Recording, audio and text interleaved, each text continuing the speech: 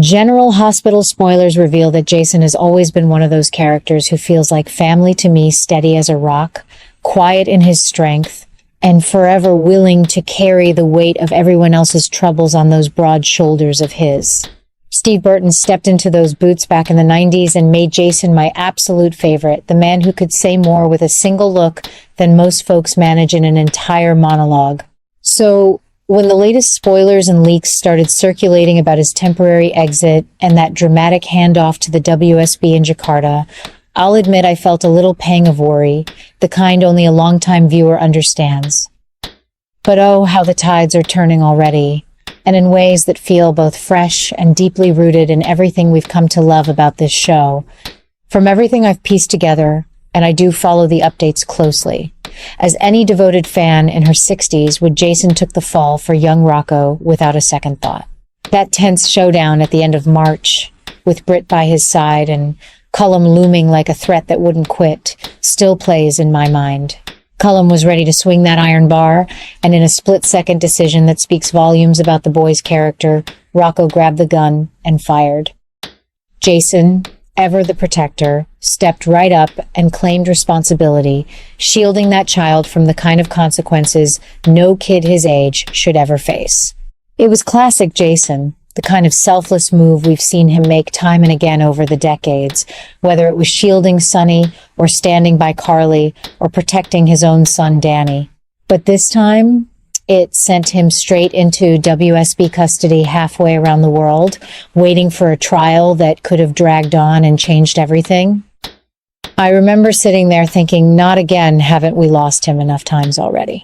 And yet, it's Timino's early days of his absence, the whispers from the set, and Steve's own words on that wonderful podcast he does with Bradford Anderson gave me hope.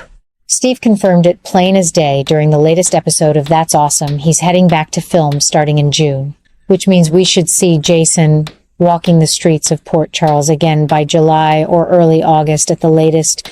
That timeline felt right at first. A short break to spend time with his lovely new wife and family, just as he'd promised his fans on Instagram back in February.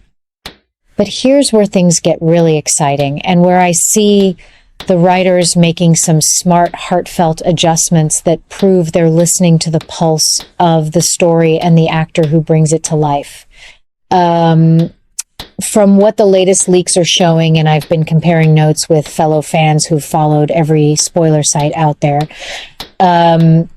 Steve wasn't entirely comfortable letting the plot spin too far out of control without him. He said it before in interviews over the years, Jason isn't the kind of character you can sideline indefinitely, not when the town's fabric starts to fray. And right now, that fraying is happening fast, especially with Danny and Rocco caught in the crosshairs of something far more dangerous than anyone anticipated. You see, the adjustment they're making feels personal and perfectly timed. Danny, that brave, headstrong boy who's already lost so much and carries his father's quiet intensity in every glance, is starting to feel the pull of this mess in ways that could break a mother's heart.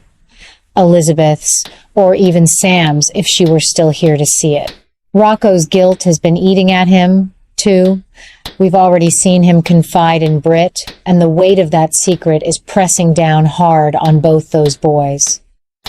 The latest updates hint that Cullum himself isn't buying the official story. He's been dropping hints in the hospital, telling anyone who'll listen that Jason wasn't the shooter, and now there's this growing sense that he's turning his attention toward Danny as a way to flush out the truth.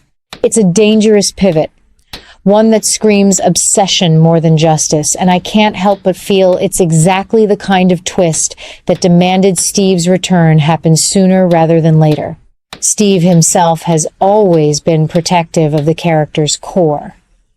Jason doesn't abandon his family, and he certainly doesn't let a vendetta like Cullum's simmer unchecked when it touches his son.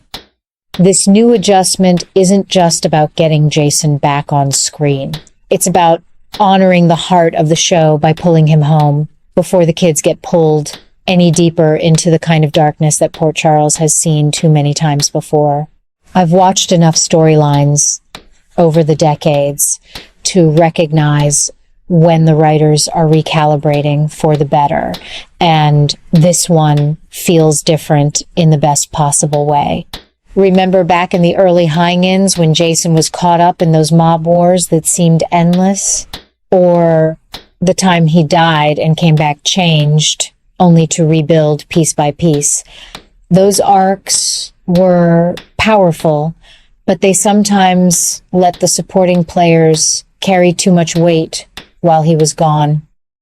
This time, the adjustment keeps Jason front and center in spirit even while he's physically away, because the threats to Danny and Rocco are forcing everyone, Sonny, Dante, even the Quartermains, to rethink alliances and protections. It's as if the show is saying, we know what makes Jason special, and we're not letting the story drift too far without that moral compass. Steve's decision to speak openly about not wanting things to go too far proves it. He cares about the integrity of the character the same way we longtime viewers do. And the evidence is right there in the leaks.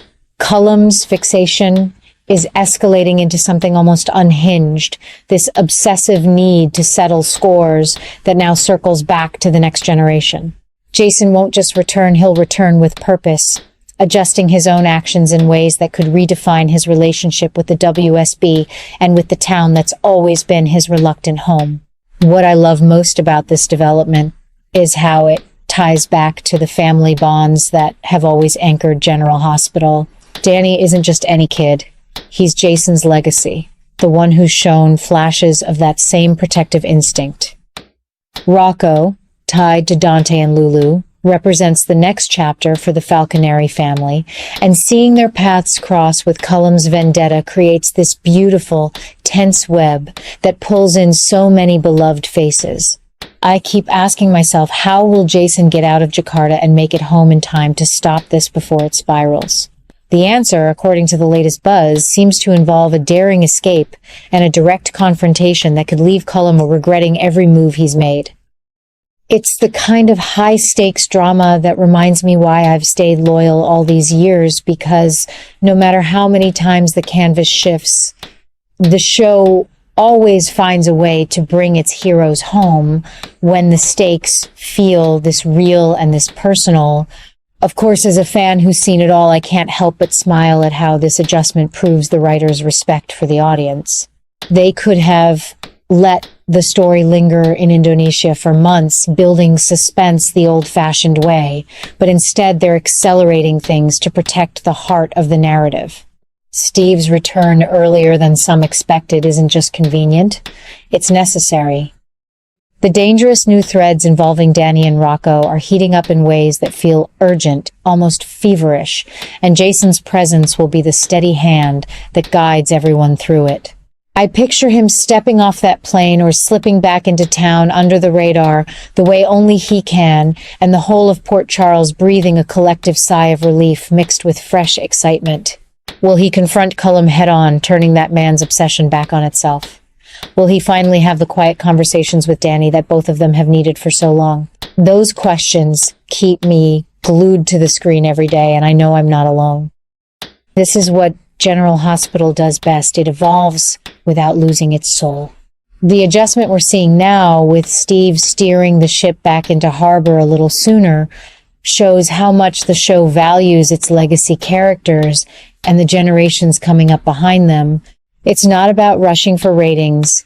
It's about crafting a story that feels authentic to the man Jason has always been, the one who sacrifices, protects, and returns stronger. I've cried over his losses, cheered his quiet victories, and now I'm sitting here with butterflies in my stomach, knowing the best is yet to come.